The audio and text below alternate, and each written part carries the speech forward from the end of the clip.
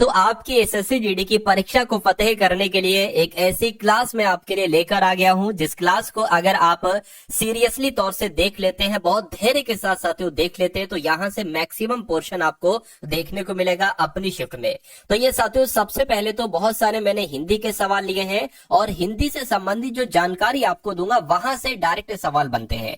और साथियों, GK GS के क्वेश्चन हम लोग यहां पर देखेंगे। तो ये साथियों, आपका जो 40 प्रश्न होंगे, 20 क्वेश्चन हिंदी के, 20 question GK GS plus current affair के, ये उस पोर्शन को साथियों कंप्लीट करेगी आज की ये वीडियो। तो परीक्षा से जस्ट पहले पहले साथियों, अगर आप ये वीडियो देख रहे हैं तो मैं कहूंगा इस पूरी वीडियो को घोल कर पी जाइएगा, क्योंकि बहुत सारे सवाल यहां से आपको डायरेक्ट देखने को मिलेंगे। तो पहला सवाल आपकी स्क्रीन पर है, करके हमें अनाथ बच्चों की मदद करनी चाहिए, तो रेखांकित शब्द का विलोम आपको बताना है, यानी कि अनाथ का विलोम बताना। देखिए, अनाथ का मतलब पता क्या होता है साथियों? जिसके माता पिता ना हो। अगर ऐसे करके सवाल पूछ लिया जाए कि बताइए जिसके माता पिता ना हो, जिसके माता पिता ना हो, उसके लिए एक शब्द क्या होगा? तो उसको अनाथ कहा जाता है। अच्छा, इसका विलोम क्या हो जाएगा? जिसके माता पिता हो, क्या जिसके माता पिता हो उसको क्या कहा जाएगा? तो उसको साथियों सनाथ कहेंगे, अग कहेंगे, अपाहिज कहेंगे। तो मैं कहूंगा उसको सनाथ कहेंगे, यानी कि जिसके माता पिता नहीं है उसको अनाथ कहेंगे, जिसके माता पिता है उसको सनाथ कहा जाएगा।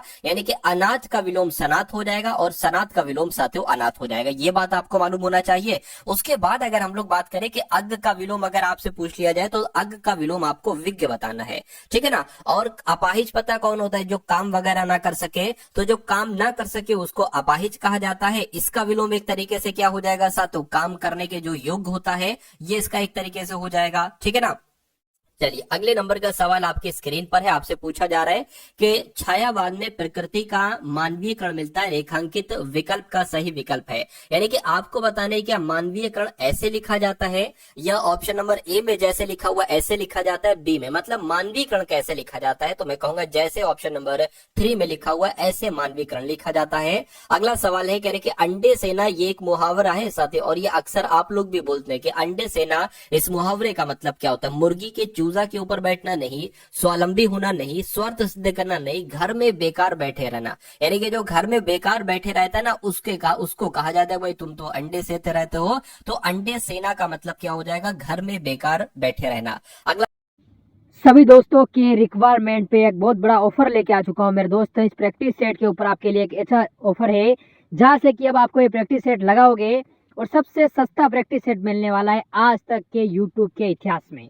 दोस्त, जो ऐसे जीडी के हमारे 15 प्रैक्टिस सेट की मैं सीरीज लेकर आया हूँ, उसके अंदर मैंने आपको कहा था मेरे भाई कि इन 15 प्रैक्टिस सेट जो आपके सामने हैं हमारे YouTube channel all exam class के ऊपर, जिससे आप कैसे प्राप्त कर सकते हो, तो ये व्हाट्सअप नंबर आपके सामने दिया है, इस पर मैसेज कीजिए। और ये प्रैक्टिस सेट जो आपको 300 रुपये मिलते हैं, उनकी मैंने प्राइस रखी थी गुण 50 रुपये। अब इनसे भी माइनस करके मेरे दोस्त मैंने कर दिया है 30 रुपये, मात्र 30 रुपये अंतिम दिनों में इस प्रैक्टिस सेट को आपको लगाने के लिए। गुण 50 से भी माइनस करके, क्योंकि बहुत सारे बच्चों का कमेंट आ रहा है सर हम इतना पैसा पे नहीं कर पा रहे हैं, पास पैसे नहीं है, तो उसके लिए मैंने मात्र 30 रुपये कर दिए हैं। और 15 प्रैक्टिस सेट मिलते हैं, यानी 2 रुपये में एक प्रैक्टिस सेट जरूर लगाना चाहिए अगर सिलेक्शन चाहिए, क्योंकि 70% कोर्स इस प्रैक्टिस सेट से ही मिलने वाला है आपको। तो देखते हैं कितने बच्चे लगाते हैं, बढ़ते हैं क्वेश्चन की ओर मेरे भाई। का सवाल आपके स्क्रीन पर है, कह रहे कि छात्र ने परीक्षा उत्तीर्ण की, रेखांकित शब्द का स्त्रीलिंग कीजिए। यानी कि छात्र एक पुल्लिंग शब्द है। इसका जवाब साथियों क्या? इसका जवाब साथियों छात्र का एक तरीके से स्त्रीलिंग करेंगे तो छात्र हो जाएगा, या छात्रा हो जाएगा, छात्राएं हो जाएगा, या छात्री हो जाएगा। तो मैं कहूंगा छात्रा हो जाएगा।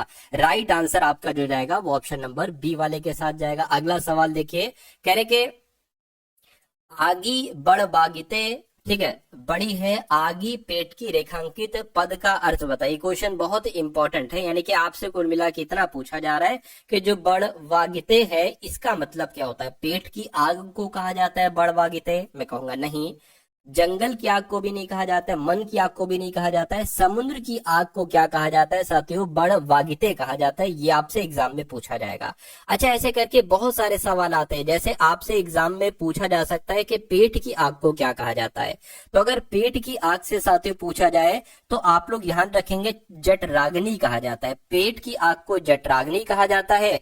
और जंगल की आग को क्या कहा जाता है साथियों? दावानल कहा जाता है। जंगल की आग को क्या कहा जाता है? दावानल कहा जाता है। जाता है। और मन की अगर बात करें ना साथियों, तो मन की आग को साथियों विरहाग्नि कहा जाता है। क्या कहा जाता है? विरहाग्नि कहा जाता है। और समुद्र की आग बड़वागिते कहा जाता है। तो ये चारों कॉन्सेप्ट आप लोग याद रखेंगे। अगले नंबर का सवाल है करके अशुद्ध वाक्य का चयन कीजिए, यानी कि इसमें से 4 वाक्य दिए गए हैं, इसमें से 3 वाक्य तो शुद्ध है लेकिन एक वाक्य अशुद्ध है, वही आपसे यहाँ पर पूछा जा रहा है। देखिए, यानी कि यह कार्य कैसे संभव है, तो इसमें तो कोई दिक्कत नहीं है। कैसे है प्रश्नवाचक चिन्ह है, सही वाक्य है। कृष्ण ने कंस का वध किया, यह भी बिल्कुल शुद्ध वाक्य लग रहा है। थोड़े समय बाद छात्र वापस लौट आए, तो क्या लिखा हुआ है? थोड़े समय बाद छात्र वापस लौट आए।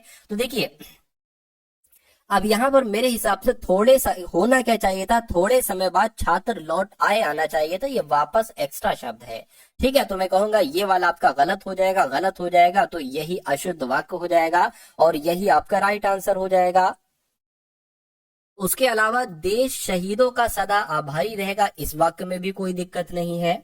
उसके बाद देखिए अगला सवाल कह रहे कि जलेबी में मिठास अधिक है, रेखांकित शब्द का विशेषण बताइए। यानी कि इस मिठास शब्द का विशेषण आपको साथियों बताना है। क्या होगा? मिठाई होगा, ठीक है, या मीठापन होगा, मीठा होगा या चीनी होगा, मुझे बताइए। देखिए, मिठास की अगर हम बात करते हैं तो ये एक भाववाचक संज्ञा हो जाएगा। क्या साथियों? भाववाचक ये संज्ञा हो जाएगा। जैसे कि मिठास है, खटास है, रूखापन है, जवानी है, बुढ़ापा है, ये सब साथियों भाववाचक संज्ञा के अंतर्गत आता है।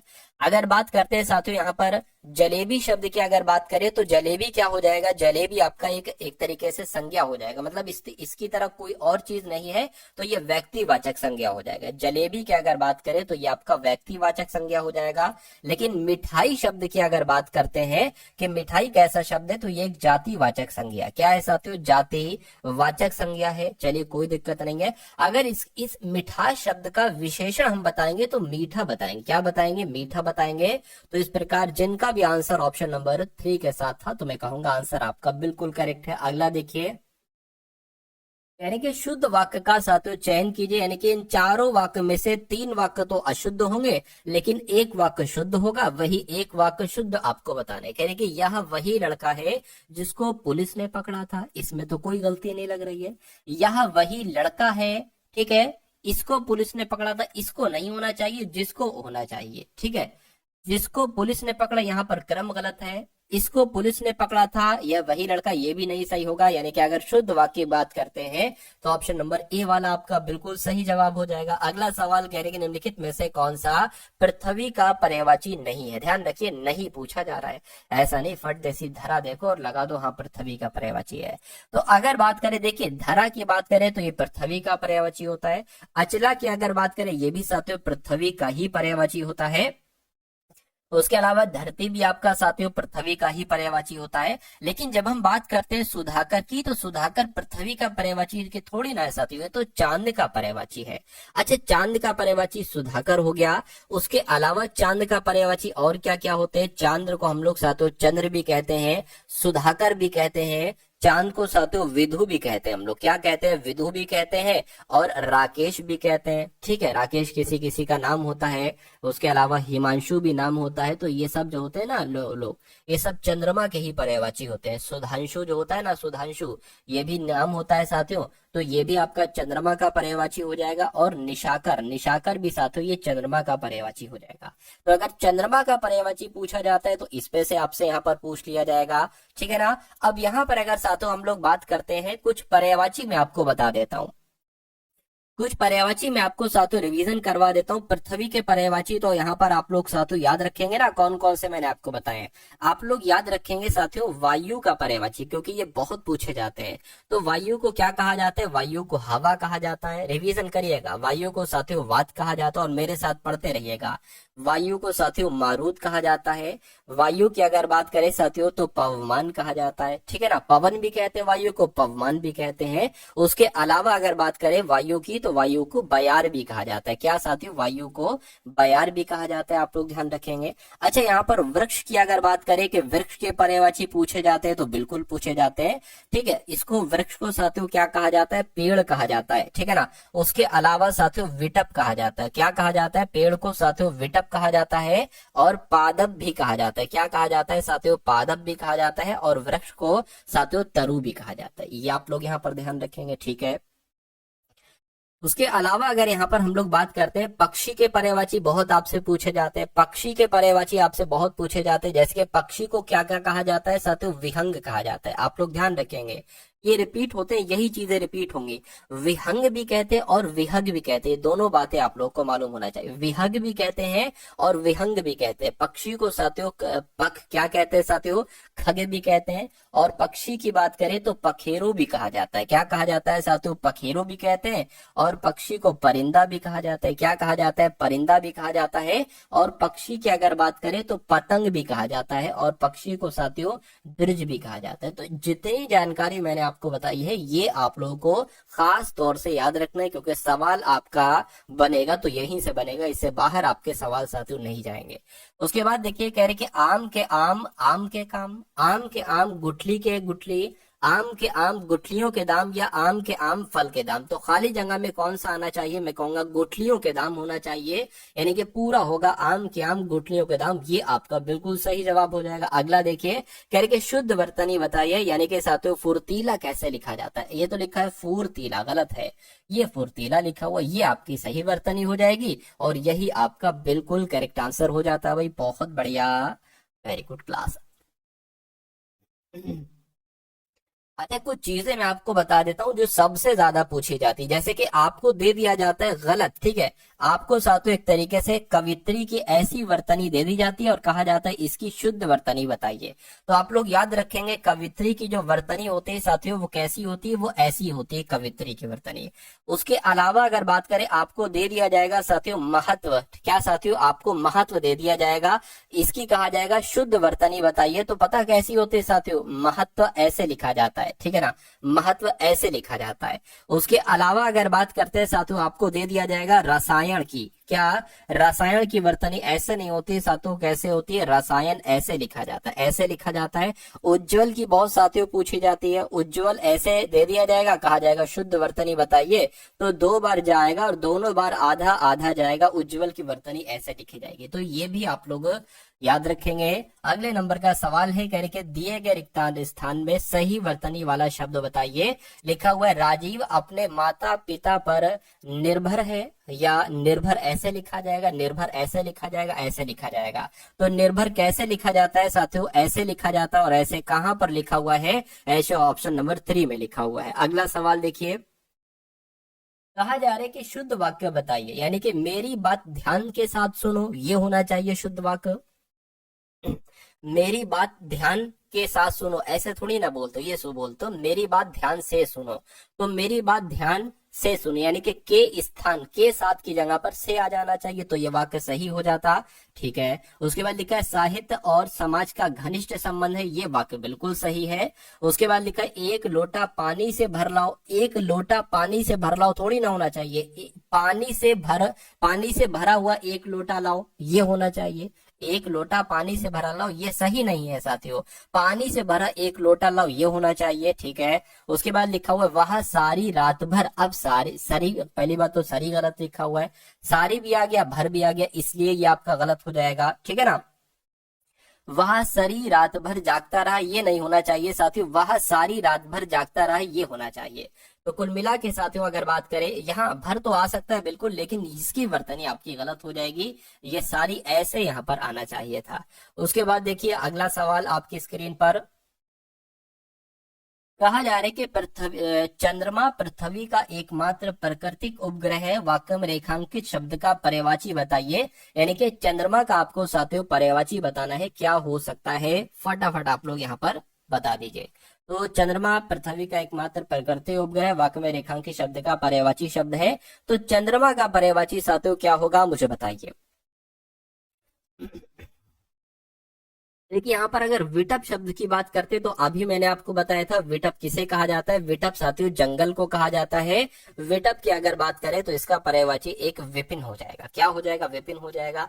कलश किसे कहा जाता है साथियों? कलश कहा जाता है घड़े को। क्या कहा जाता है साथियों? घड़े को कहा जाता है। ये आप लोग को मालूम होना चाहिए। लेकिन विधु शब्द की अगर बात करते हैं, ये चंद्रमा का पर्यायवाची हो जाएगा। किसका पर्यायवाची? चंद्रमा का पर्यायवाची हो जाएगा। उसके बाद देखिए कहा जा रहा है कि वाक्य में इंगित अशुद्धि का शुद्ध रूप होगा मैं प्रत्येक शुक्रवार के दिन व्रत रखता हूं। तो इसमें दिक्कत साथियों कहां पर है, ये बात आपसे कुल मिला के यहाँ पर पूछी जा रही है। फटाफट आप लोग यहाँ पर मुझे बता दीजिए। चलिए देखिए, मैं प्रत्येक शुक्रवार के दिन, जब शुक्रवार आ गया है तो दिन नहीं आना चाहिए, यानी कि पूरा वाक्य आपका होगा मैं प्रत्येक शुक्रवार को व्रत रखता हूं। तो दिक्कत साथियों यहाँ पर है, और ये कहां पर लिखा हुआ है? ऑप्शन नंबर 2 में लिखा हुआ है। तो आपका राइट आंसर अगर है ऑप्शन नंबर 2 के साथ तो बिल्कुल करेक्ट हो जाएगा। ये तो रिपीट हो गया, ये यहाँ पर दिक्कत है, ये आपका राइट आंसर हो जाएगा। अगला सवाल देखिए आपके स्क्रीन पर है, करके राजन को कुल जायदाद का छठा हिस्सा मिला, थोड़ा हिस्सा मिला ये आएगा, 4 मीटर हिस्सा मिला ये आएगा, या यह हिस्सा मिला साथियों ये आएगा। देखिए अगर किसी को भी जायदाद का हिस्सा मिलता है तो ऐसे थोड़ी ना बोले भाई थोड़ा, मान लो 4 भाई हैं तो थोड़ा तुम ले लो, थोड़ा तुम ले लो, थोड़ा तुम, ऐसे थोड़ी ना मिलता है। तो ये भी नहीं होगा, ठीक है ना। या यह भी शब्द नहीं हो सकता। हाँ ये हो सकता है छठा हिस्सा मिल गया, छठा हिस्सा मिल गया ये हो जाएगा, या चौथाई हिस्सा मिल गया, या आधा हिस्सा मिल गया, ये तो हो सकता है। लेकिन ये 4 मीटर और ये नहीं होगा। तो मैं कहूंगा राइट आंसर अगर आपका है ऑप्शन नंबर 1 के साथ तो बिल्कुल करेक्ट हो जाएगा।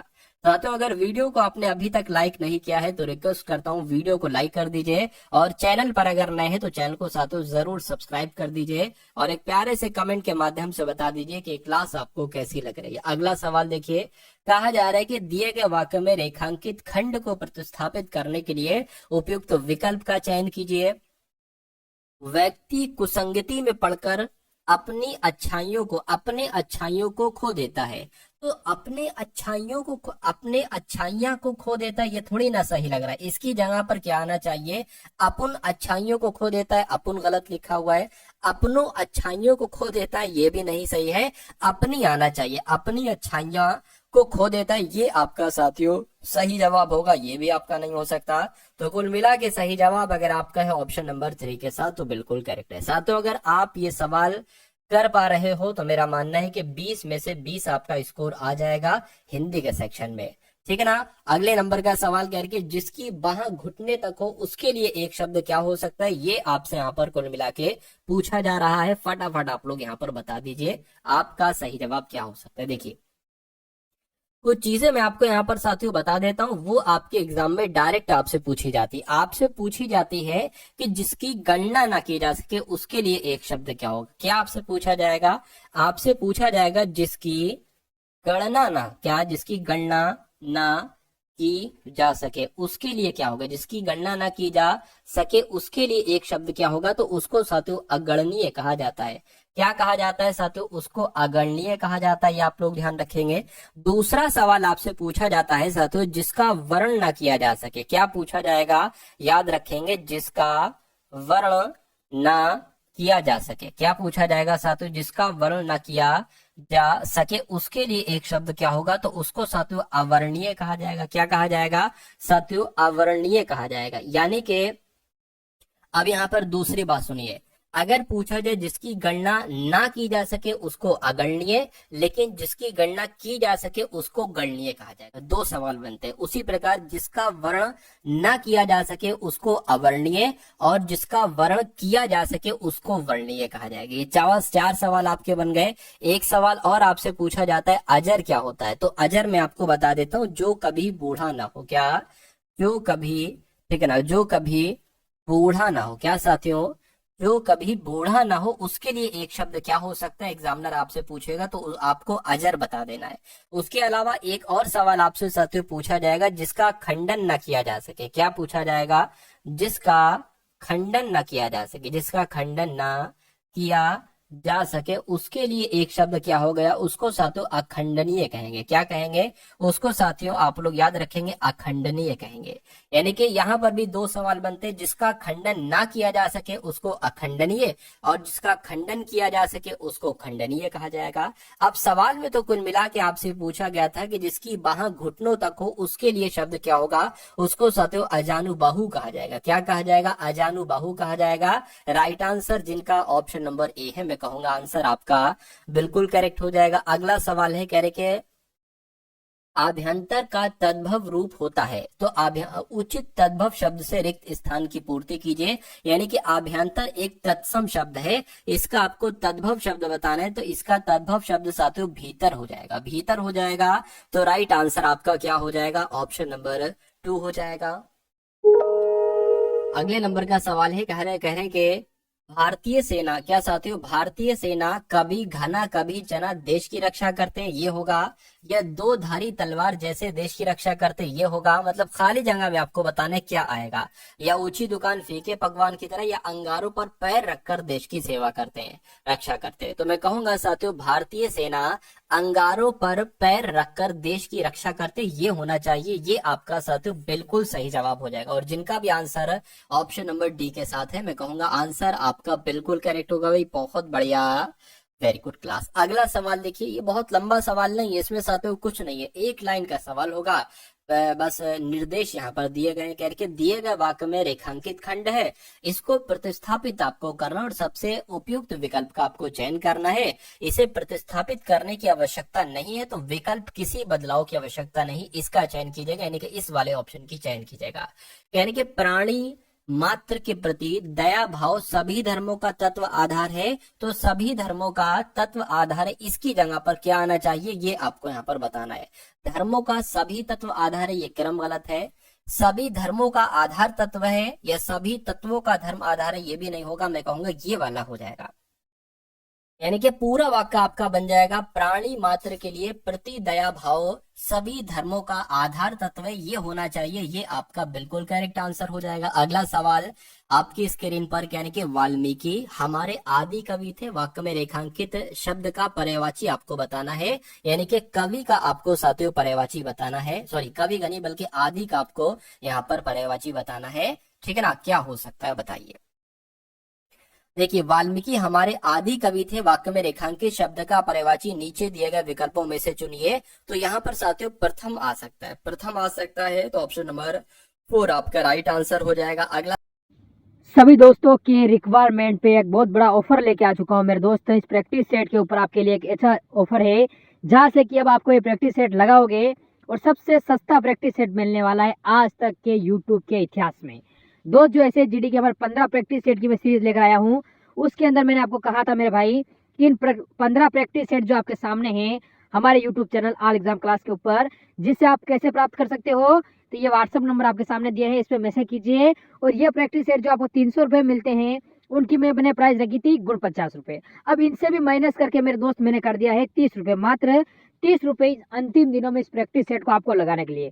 गुण 50 से भी माइनस करके, क्योंकि बहुत सारे बच्चों का कमेंट आ रहा है सर हम इतना पैसा पे नहीं कर पा रहे हैं, पास पैसे नहीं है, तो उसके लिए मैंने मात्र 30 रुपये कर दिए हैं। और 15 प्रैक्टिस सेट मिल रहे हैं, यानी 2 रुपये में प्रैक्टिस सेट जरूर लगाना चाहिए अगर सिलेक्शन चाहिए, क्योंकि 70% कोर्स इस प्रैक्टिस सेट से ही मिलने वाला है आपको। तो देखते हैं कितने बच्चे लगाते हैं, बढ़ते हैं क्वेश्चन की ओर मेरे भाई। सवाल करके दत्त चित्र के लिए वाक्यांश क्या होगा, ये क्वेश्चन बहुत इंपॉर्टेंट है साथियों। देखिए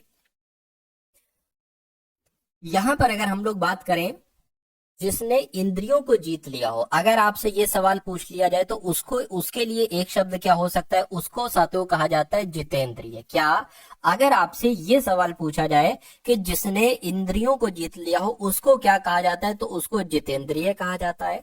उसके बाद देखिए, जिसने गुरु की दीक्षा ली हो उसको क्या कहा जाएगा, उसको दीक्षित कहा जाएगा। उसको क्या कहा जाएगा साथियों, उसको दीक्षित कहा जाएगा, आप लोग याद रखेंगे।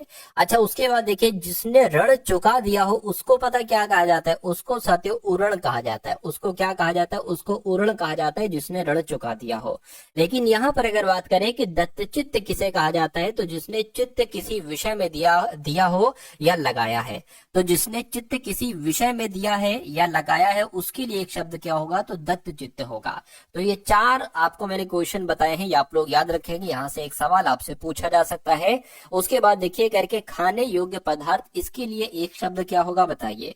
तो जो खाने योग्य पदार्थ होता है उसको क्या कहा जाता है मुझे बताइए। देखिए यहाँ पर एक शब्द लिखा हुआ है खंडित। खंडित का मतलब पता क्या होता है? जो कई जगह से टूटा हो। क्या साथियों? जो कई जगह से, अगर आपसे पूछा जाए जो कई जगह से टूटा हो, जो कई जगह से टूटा हो, उसको क्या कहा जाएगा? उसको खंडित कहा जाएगा। ठीक है ना। और खाद क्या होता है? ये तो आप सभी लोग जानते हैं। जो एक तरीके से जो गला सड़ा पदार्थ नहीं होता है, वो जब खेतों में डाला जाता है तो उसकी उपज एक तरीके से बढ़ जाती है, तो जो डाला जाता है उसको खाद्य कहा जाता है।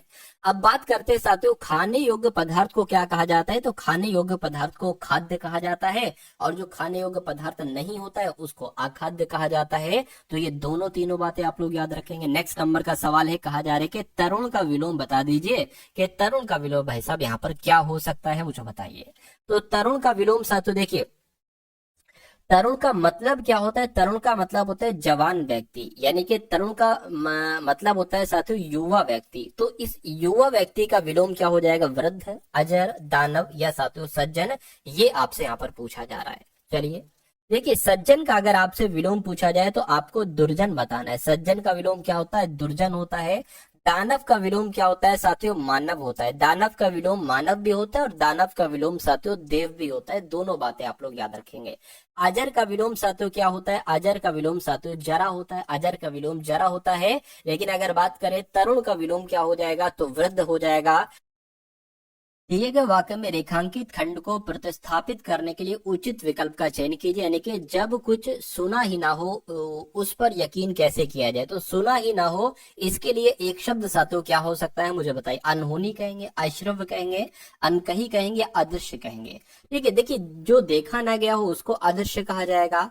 ठीक है, श्रव्य का मतलब जो सुना गया हो, लेकिन अश्रव्य का मतलब क्या हो जाएगा? जो सुना ही ना गया हो। तो कुल मिला के सही जवाब अगर आपका है ऑप्शन नंबर 2 के साथ, तो मैं कहूंगा आपका आंसर बिल्कुल करेक्ट हो जाता भाई। बहुत बढ़िया, वेरी गुड क्लास। चलिए नेक्स्ट नंबर का सवाल देखिए, अगर बात करते हैं साथियों अनकही का मतलब क्या होता है? जो बिना कहा हुआ। ठीक है, बिना कहा हुआ को क्या कहा जाता है? अनकही कहा जाता है।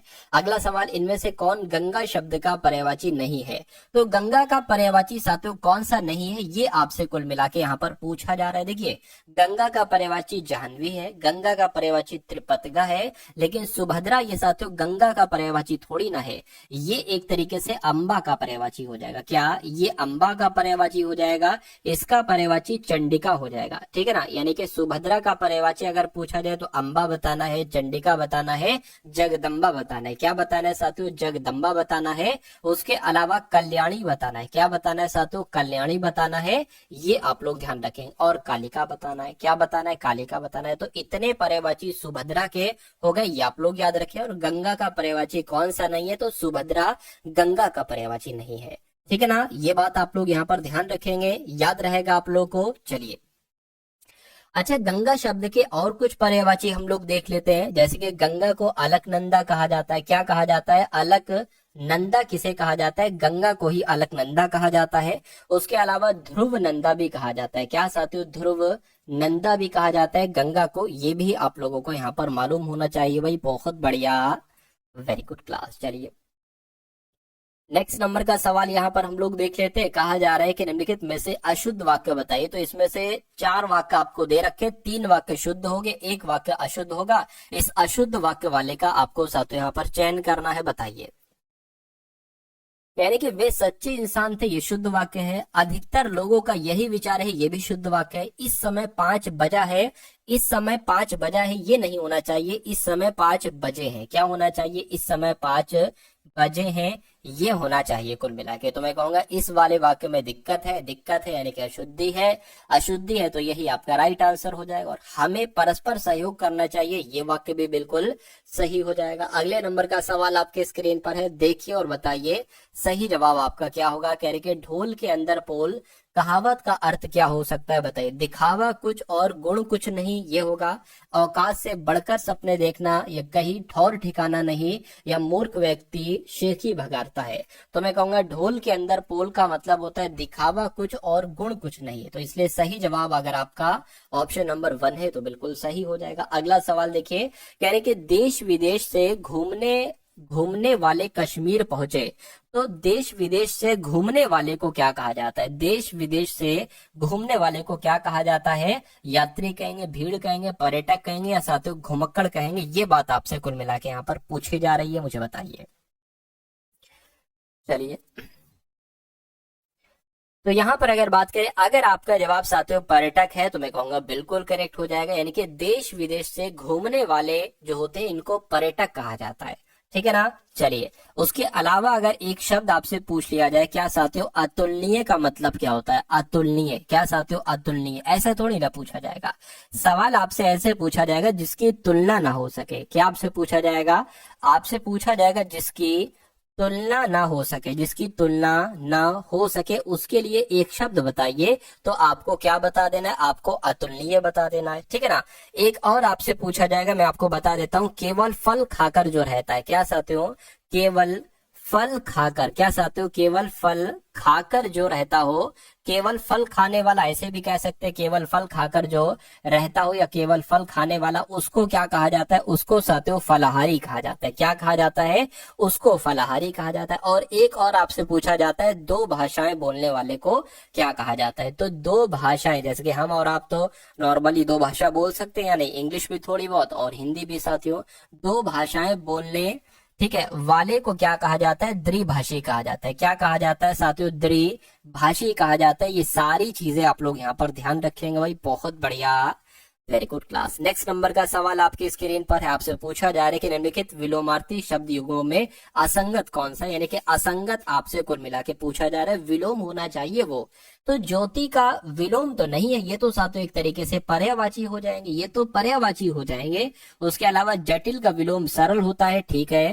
ताप का विलोम शीत होता है, बिल्कुल। जीवित का विलोम मृत होता है, बिल्कुल। लेकिन ज्योति का विलोम थोड़ी ना साथियों होता है, ये तो पर्यायवाची होता है। तो मैं कहूंगा ये आपका क्या होगा? बिल्कुल करेक्ट आंसर हो जाता है भाई, बहुत बढ़िया, वेरी गुड क्लास। अच्छा, यहाँ पर मैं आपको कुछ शब्द बता देता हूं और उनके जो विलोम पूछे जाते हैं वो मैं आपको बता देता हूं। सिर्फ वही चीजें डिस्कस करेंगे जो एग्जाम में पूछी जाएंगी आपसे। देखिए, अगर आपसे साथियों अकाल का विलोम पूछ ले, क्या अगर आपसे अकाल का विलोम पूछ लिया जाए तो आपको सकाल बताना है। अकाल का विलोम सकाल हो जाएगा।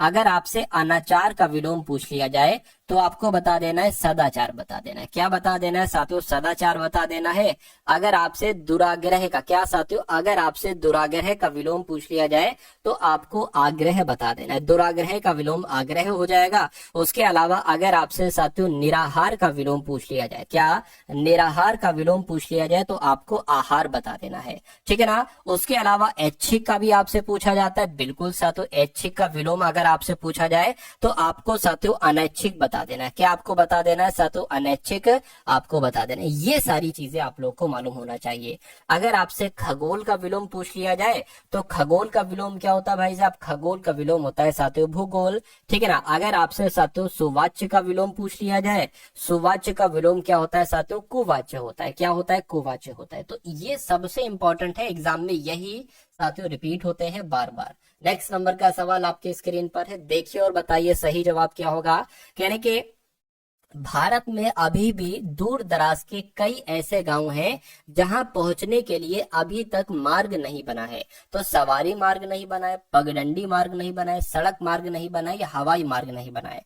तो क्या आना चाहिए खाली जगह में? सड़क मार्ग नहीं बना है, ये आपका राइट आंसर होना चाहिए। उसके बाद देखिए, कह रहे कि उसकी गाय 10 किलो दूध देती है, रेखांकित शब्द में विशेषण क्या है? यानी कि जो 10 किलो है ना, ठीक है ना, 10 के, देखिए एक तरीके से अगर बात करें, दूध आपका, दूध की विशेषता बता रहा है कितना दूध है, 10 किलो दूध है, तो ये कहीं ना कहीं विशेषण हो जाएगा। लेकिन ये 10 किलो दूध कैसा विशेषण हो जाएगा? परिमाणवाचक विशेषण हो जाएगा, गुणवाचक विशेषण हो जाएगा, संख्यावाचक विशेषण हो जाएगा, या सार्वनामिक विशेषण हो जाएगा? कुल मिला के आपसे यहाँ पर ये पूछा जा रहा है, मुझे बताइए। अब मैं आपको एक एक करके सारी चीजें साथियों यहाँ पर बता देता हूँ, ठीक है ना। जैसे कि मान लीजिए, जैसे कि मैंने लिखा साथियों, ठीक है, ठीक है, यह गेंद मेरी है। क्या साथियों, यह गेंद मेरी है मैंने लिखा। तो यहाँ पर यह जो शब्द आया, ये एक सार्वनामिक विशेषण हो जाएगा। वह बल्ला तुम्हारा है, तो वह शब्द जो है, क्योंकि साथियों गेंद की विशेषता किसने बताई, यह शब्द ने बताई। यहाँ पर अगर वह होता तो वो भी आपका सार्वनामिक विशेषण हो जाता, ठीक है ना। तो ये साथियों आप लोग यहाँ पर ध्यान रखेंगे, ठीक है, कोई दिक्कत नहीं है।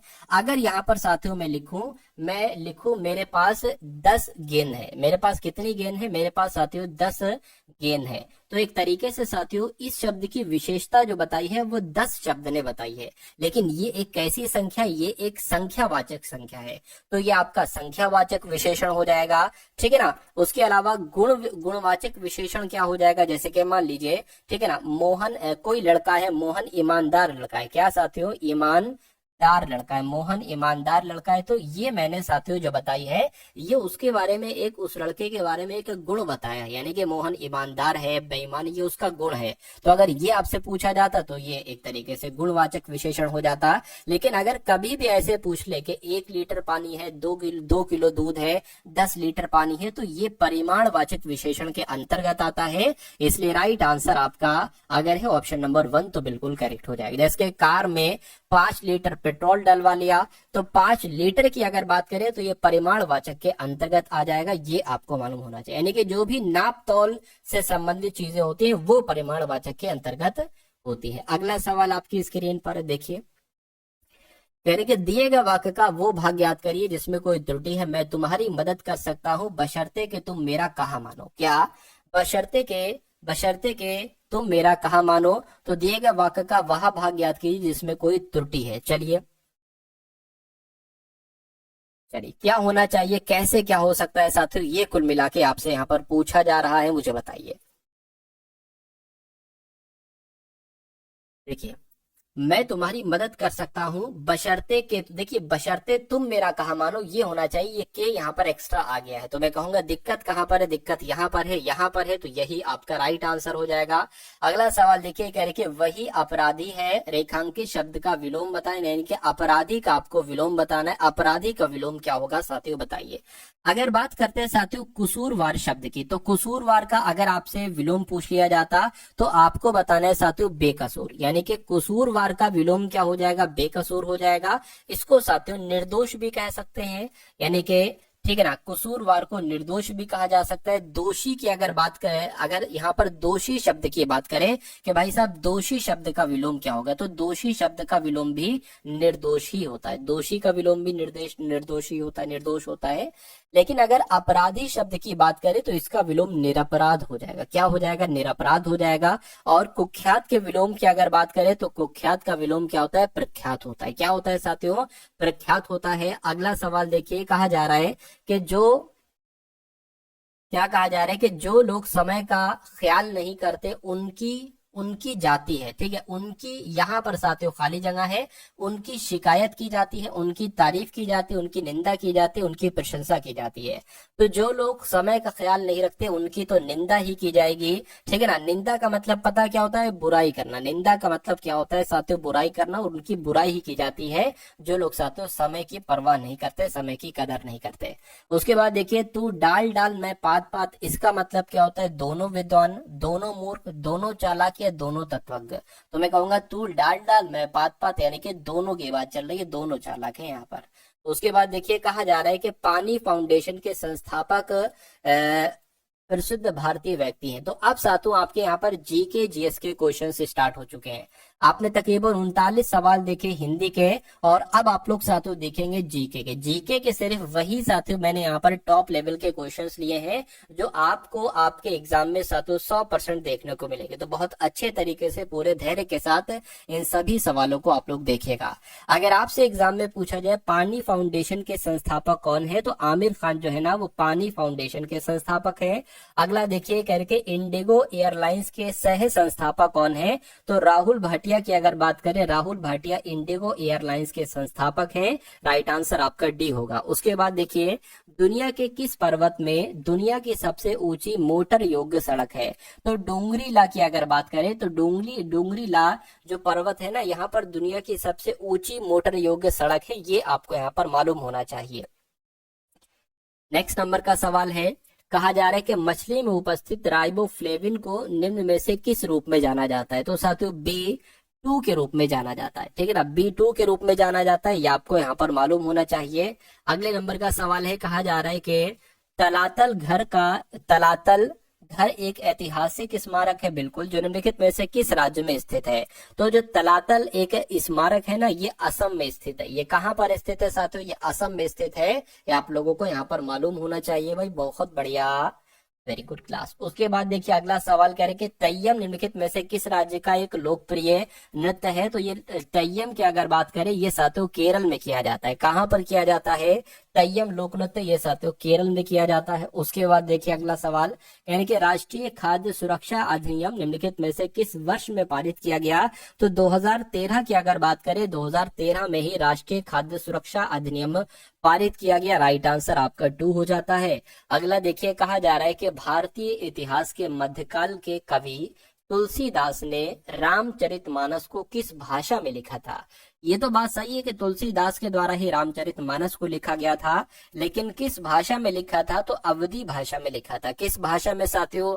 अवधी भाषा में लिखा था। उसके बाद देखिए, यानी कि प्राकृतिक प्रक्रिया के माध्यम से एक वस्तु का उत्पादन भारतीय अर्थव्यवस्था के किस क्षेत्र से संबंधित गतिविधि है? तो ये प्राथमिक क्षेत्र से संबंधित गतिविधि है। सही जवाब आपका ऑप्शन नंबर 4 हो जाएगा।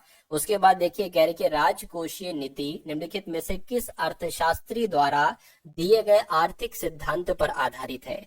तो आप लोगों को मालूम होना चाहिए, जो राजकोषीय नीति है ये जॉन मेनॉर्ड कीन्स के द्वारा दिए गए आर्थिक सिद्धांत पर आधारित है। ये क्वेश्चन साथों इंपॉर्टेंट है, आपके एग्जाम में आएगा। अगला सवाल देखिए, कहा जा रहा है आपसे कहा जा रहा है साथियों, अजादिरचटा इंडिका भारतीय उपमहाद्वीप में पाए जाने वाले किस हरे भरे पेड़ का वनस्पति नाम है? तो ये साथियों मार्गोसा के पेड़ का वनस्पति नाम है। ये इंपॉर्टेंट क्वेश्चन है, आप लोग याद रखेंगे। अगला सवाल देखिए, कह रहे के कहा जा रहा है साथियों, 7वीं शताब्दी के प्रारंभ के साथ थानेश्वर और कन्नौज के सिंहासन पर कौन बैठा था? तो कौन बैठा था साथियों? हर्षवर्धन बैठे थे। कौन बैठे थे साथियों? थानेश्वर और कन्नौज के सिंहासन पर कौन बैठे थे? हर्षवर्धन बैठे थे।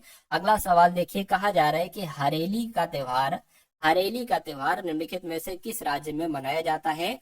तो हरेली का त्योहार कहाँ पर मनाया जाता है साथियों? छत्तीसगढ़ में मनाया जाता है। छत्तीसगढ़ में ही हरेली का त्योहार मनाया जाता है। राइट आंसर आपका ऑप्शन नंबर 2 हो जाएगा। अगला सवाल देखिए कि निम्नलिखित में से कौन सी दक्षिण भारत की सबसे लंबी नदी है? तो दक्षिण भारत की साथियों, दक्षिण भारत की सबसे लंबी नदी है, तो दक्षिण भारत की सबसे लंबी नदी तो गोदावरी नदी है। कौन सी साथियों? गोदावरी नदी है। ये भी आप लोगों को मालूम होना चाहिए। अगला सवाल देखिए, यानी कि भारत में फ्रांसीसी उपनिवेश की राजधानी क्या थी? तो भारत में फ्रांसीसी उपनिवेश की राजधानी क्या थी? पांडिचेरी थी। क्या थी साथियों? पांडिचेरी थी। अगला सवाल कह रहे कि दिए गए विकल्पों में से कौन सी बीमारी सुअर से फैलती है?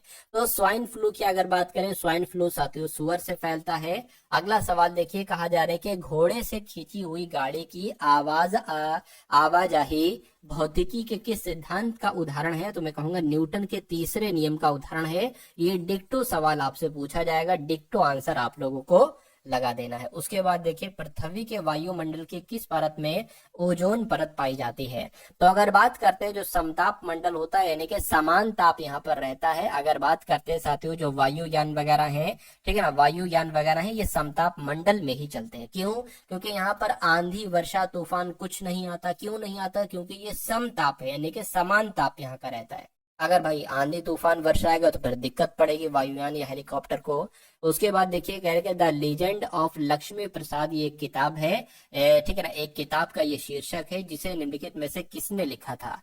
तो ये साथियों ट्विंकल खन्ना के द्वारा लिखा गया था। ट्विंकल खन्ना इस सवाल का बिल्कुल सही जवाब हो जाएगा। उसके बाद देखिए अगला सवाल, निम्नलिखित में से कौन सा मंत्रालय प्रत्येक वर्ष संसद में आर्थिक सर्वेक्षण प्रस्तुत करता है?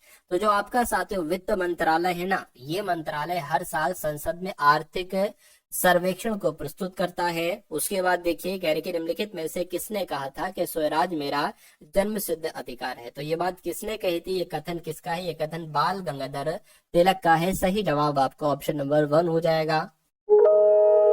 अगला सवाल देखिए, कह रहे कि भारत का प्रायद्वीपीय पठार निम्नलिखित में से किस भूभाग का हिस्सा है? तो आप लोग ध्यान रखेंगे, गोंडवाना भूमि का हिस्सा है। ये सवाल तकरीबन कई बार साथियों आपसे पूछा जा चुका है और फिर से आपसे पूछा जा सकता है। अगला सवाल कह रहे कि आहार नली में अंगों द्वारा स्रावित कौन सा रस वसा के पाचन में महत्वपूर्ण भूमिका निभाता है?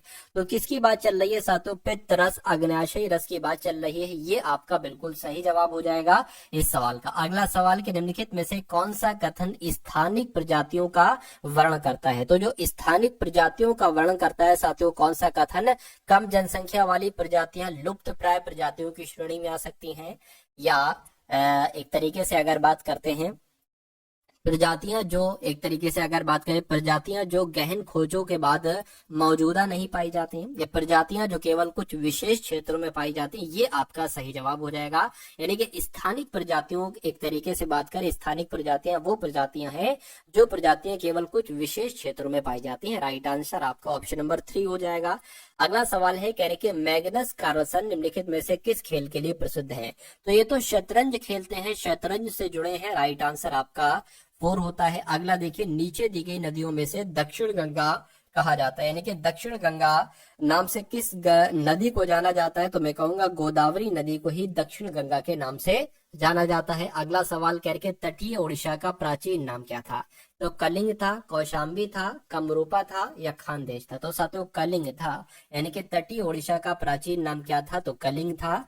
भारतीय संविधान ने किस देश से राज्य के नीति निर्देशक सिद्धांतों के विचार को उधार लिया था? तो मैं कहूंगा आयरलैंड देश आपका राइट आंसर हो जाएगा। यानी कि जो नीति निर्देशक सिद्धांत लिए गए हैं, ये आयरलैंड देश के संविधान से लिए गए हैं। उसके बाद देखिए, कह रही कि एक सामान्य टीवी रिमोट कंट्रोल द्वारा निम्न में से किस तरंग का उपयोग किया जाता है? यानी कि जो एक टीवी का रिमोट होता है, ठीक है, ये कंट्रोल के द्वारा कौन सी तरंगों का उपयोग करता है? तो ये अवरक्त तरंगों का उपयोग करता है। अवरक्त तरंगे इस सवाल का आपका बिल्कुल करेक्ट आंसर है। अगला देखिए, भारत में राष्ट्रीय खेल दिवस साथियों ये किस दिन मनाया जाता है? ये आपसे यहाँ पर पूछा जा रहा है, फटाफट आप लोग बता दीजिए। तो अगर बात करें कि 29 अगस्त में कहूंगा बिल्कुल साथियों 29 अगस्त को राष्ट्रीय खेल दिवस मनाया जाता है। नेक्स्ट नंबर का सवाल कह रहे कि भारतीय संविधान का निम्नलिखित में से कौन सा अनुच्छेद भारत के राष्ट्रपति को राष्ट्रीय आपातकाल घोषित करने की शक्ति प्रदान करता है? तो अनुच्छेद 352 आपका सही जवाब हो जाएगा। यानी कि अनुच्छेद 352 जो है ना, ये भारत के राष्ट्रपति को राष्ट्रीय आपातकाल घोषित करने की शक्ति देता है। सही जवाब आपका ऑप्शन नंबर 3 होगा। अगला सवाल है, कह रहे कि राज्यसभा के पदेन सभापति कौन होते हैं? तो जो उपराष्ट्रपति होते हैं ना, उपराष्ट्रपति, यही साथियों राज्यसभा के पदेन सभापति होते हैं। अगला सवाल कह रहे कि एक उपन्यास है, इसका नाम है the God of small things, ये किस देश से प्रेरित है? आपसे पूछा जा रहा है। तो ये अपने देश भारत से प्रेरित है। सही जवाब आपका ऑप्शन नंबर 2 होगा। उसके बाद देखिए, जो चरक संहिता है, यानी कि चरक संहिता के अनुसार मानव शरीर में कितनी हड्डियां होती हैं? तो चरक संहिता के अनुसार मानव शरीर में 360 हड्डियां होती है। कितनी हड्डियां? 360 हड्डियां होती है। सभी दोस्तों के रिक्वायरमेंट पे एक बहुत बड़ा ऑफर लेके आ चुका हूँ मेरे दोस्त। इस प्रैक्टिस सेट के ऊपर आपके लिए एक अच्छा ऑफर है, जहाँ से कि अब आपको ये प्रैक्टिस सेट लगाओगे और सबसे सस्ता प्रैक्टिस सेट मिलने वाला है आज तक के यूट्यूब के इतिहास में। दोस्त, जो ऐसे जीडी के हमारे 15 प्रैक्टिस सेट की मैं सीरीज लेकर आया हूँ, उसके अंदर मैंने आपको कहा था मेरे भाई कि इन 15 प्रैक्टिस सेट जो आपके सामने हैं हमारे YouTube channel all exam class के ऊपर, जिसे आप कैसे प्राप्त कर सकते हो? तो ये व्हाट्सअप नंबर आपके सामने दिया है, इस पर मैसेज कीजिए। और ये प्रैक्टिस सेट जो आपको 300 रुपये मिलते हैं, उनकी मैंने प्राइस रखी थी गुण 50 रुपये। अब इनसे भी माइनस करके मेरे दोस्त मैंने कर दिया है 30 रुपये, मात्र 30 रुपये अंतिम दिनों में इस प्रैक्टिस सेट को आपको लगाने के लिए। गुण 50 से भी माइनस करके, क्योंकि बहुत सारे बच्चों का कमेंट आ रहा है सर हम इतना पैसा पे नहीं कर पा रहे हैं, पास पैसे नहीं है, तो उसके लिए मैंने मात्र 30 रुपये कर दिए हैं। और 15 प्रैक्टिस सेट मिल रहे हैं, यानी 2 रुपये में प्रैक्टिस सेट जरूर लगाना चाहिए अगर सिलेक्शन चाहिए, क्योंकि 70% कोर्स इस प्रैक्टिस सेट से ही मिलने वाला है आपको। तो देखते हैं कितने बच्चे लगाते हैं। बढ़ते हैं क्वेश्चन की ओर मेरे भाई। अगला देखिए, कह रहे कि the long walk to freedom ये किसकी आत्मकथा है? तो the long walk to freedom ये किसकी आत्मकथा है? ये नेल्सन मंडेला की आत्मकथा है। प्रोटीन की उपस्थिति का परीक्षण करने के लिए निम्नलिखित में से किसके विलयन की आवश्यकता होती है? तो किस विलयन की आवश्यकता होती है? कॉपर सल्फेट और कास्टिक सोडा विलयन की आवश्यकता होती है। मैं कहूंगा बिल्कुल साथियों, प्रोटीन की उपस्थिति का परीक्षण करने के लिए कॉपर सल्फेट और कास्टिक सोडा विलयन की आवश्यकता होती है। उसके बाद देखिए अगला सवाल, कहने के निम्नलिखित में से कौन सा दिन मानव अधिकार दिवस के रूप में मनाया जाता है। तो जो 10 दिसंबर है ना, ये साथियों मानव अधिकार दिवस के रूप में मनाया जाता है। उसके बाद देखिए निम्नलिखित में से किस जलीय जंतु में गलफड़े नहीं होते हैं। तो किसकी बात चल रही है साथियों, व्हेल की बात चल रही है, यानी कि जलीय जंतु है ये एक व्हेल और इसमें गलफड़े नहीं होते हैं। उसके बाद देखिए कहा जा रहा है कि कैलाश पर्वत को हिलाते हुए रावण नामक लोकप्रिय चित्रण निम्नलिखित में से किस गुफा में दर्शाया गया है। तो ये एलोरा की गुफा में दर्शाया गया है। किस गुफा में दर्शाया गया है साथियों, एलोरा की गुफा में दर्शाया गया है। अगला सवाल कह रहे तंजौर में बृहदेश्वर मंदिर किस धार्मिक संप्रदाय से संबंधित है। तो ये साथियों नैयार से संबंधित है, यानी कि नैयार धार्मिक संप्रदाय से संबंधित है। तो जो तंजौर में बृहदेश्वर मंदिर है ये, ठीक है ना। तो ये साथियों 80 टॉप लेवल के आपने यहाँ पर क्वेश्चंस देखे, हिंदी के क्वेश्चंस देखे और जीके के क्वेश्चंस देखे। तो ये क्लास आपको कैसी लगी, एक बार इस वीडियो को लाइक कीजिएगा, चैनल पर अगर नए हैं तो चैनल को सब्सक्राइब कीजिएगा और एक प्यारे से कमेंट के माध्यम से बताइएगा कि ये क्लास आपको कैसी लगी। और उसी प्रकार साथियों बात करते हैं यहाँ पर एसएससी जीडी प्लेलिस्ट का लिंक आपको दे दिया गया डिस्क्रिप्शन में। एसएससी जीडी प्लेलिस्ट का लिंक आपको डिस्क्रिप्शन में दिया है, ठीक है ना। तो उस प्लेलिस्ट को जाकर पूरा आप अगर वॉच कर लेते हैं तो मेरा मानना है कि आपका एग्जाम बहुत शानदार हो जाएगा। और ये सवाल आपके लिए होमवर्क के लिए रहा। कब के लिए साथियों, ये होमवर्क के लिए रहा आपके लिए सवाल।